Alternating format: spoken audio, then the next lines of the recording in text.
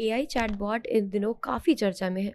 इसके साथ ही गूगल और माइक्रोसॉफ्ट के बीच एक बार फिर जंग छिड़ गई है। जंग सर्च इंजन प्लेटफॉर्म पर बदलाव और चैटबॉट के बाजार में टॉप पर रहने की। गूगल ने अपने चैटबॉट बार्ड लॉन्च कर दिया है, जिसका सीधा मुकाबला चैट जीपीटी और बिन से होगा। तो आपको इसी बारे में बताते हैं कि इन तीनों में क्या फर्क है और क्या क्या एक्सपीरियंस रहा है। अगर बार्ड की बात करें तो गूगल ने जब इस चैटबॉट को लॉन्च किया तो लोगों को इसके लिए इंतजार करना ही नहीं पड़ा। लॉन्च के कुछ ही वक्त बाद बार्ड का एक्सेस ज्यादातर यूजर्स के लिए लाइव कर दिया गया।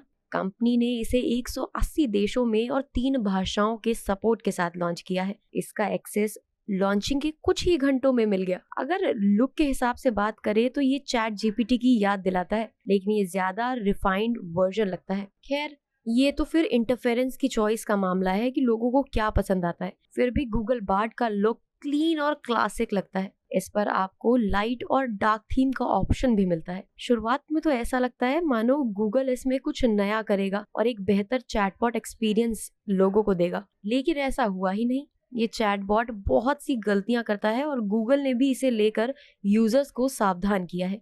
इस पर आपको बहुत ज्यादा भाषाओं का सपोर्ट नहीं मिलता। इसकी मदद से लिखे गए आर्टिकल या फिर नोट्स को आपको दोबारा पढ़ना पड़ता है, क्योंकि इसमें कई तरह की गलतियां हो सकती हैं। हिंदी में अगर आपने सवाल किया तो जवाब कभी नहीं आएगा। इसके अलावा इस पर वॉइस सर्च का ऑप्शन जरूर मिलता है। कुल मिला के गूगल को इस प्लेटफॉर्म को बेहतर करने की जरूरत है। तो अगर बात करें चैट जीपीटी की, तो क्या है चैट जीपीटी, इसका एक्सपीरियंस कैसा है और क्या ये उससे अच्छा है? तो आपको बता दें कि चैट जीपीटी पर आपको साल 2021 तक का ही डाटा मिलता है, लेकिन ये उस वक्त की ज्यादातर जानकारी सही और बेहतर ढंग से देता है। हालांकि कई मामलों में इसे चैटबॉट से भी जवाब नहीं मिलता। बार्ड और चैट जीपीटी यूज करते हुए सबसे बड़ा अंतर ये लगा है कि किसी घटना का एक्सप्लेनेशन सही से नहीं मिला।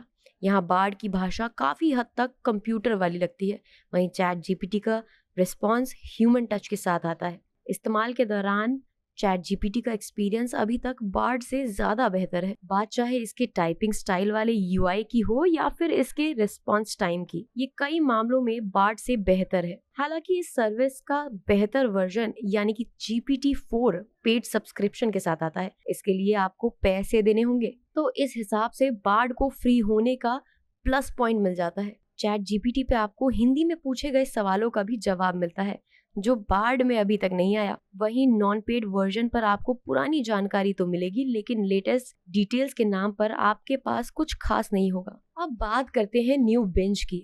तो न्यू बिंज में क्या होगा? न्यू बिंज के लिए हम सबसे ज्यादा इंतजार करना पड़ा। ये इंतजार इसके लॉन्च होने का नहीं था, बल्कि लॉन्च होने के बाद इसका एक्सेस मिलने का था। शुरुआत में न्यू बिंज ने कई अपडेट जवाब दिए, लेकिन धीरे धीरे माइक्रोसॉफ्ट ने इसे बेहतर ढंग से ऑप्टिमाइज किया। इसका रिस्पॉन्स किसी दूसरे एआई बॉट से बेहतर है। इस पर भाषा की कोई दिक्कत नहीं आती, लेकिन ये जवाब बेहद सीमित शब्दों में देता है। इससे आप कोई आर्टिकल नहीं लिखवा सकते, लेकिन ये आपको उस आर्टिकल के लिए ज़रूरी फैक्ट्स ज़रूर दे सकता है। ये यूजर्स के सवालों के जवाब के साथ लिंक भी प्रोवाइड करता है, जहां से जानकारी ली जा सकती है। इस पर आपको शॉर्ट जवाब मिलते हैं, शॉर्ट आंसर्स टाइप समझ लीजिए। साथ ही आप इस पर लिमिटेड सवाल कर सकते हैं।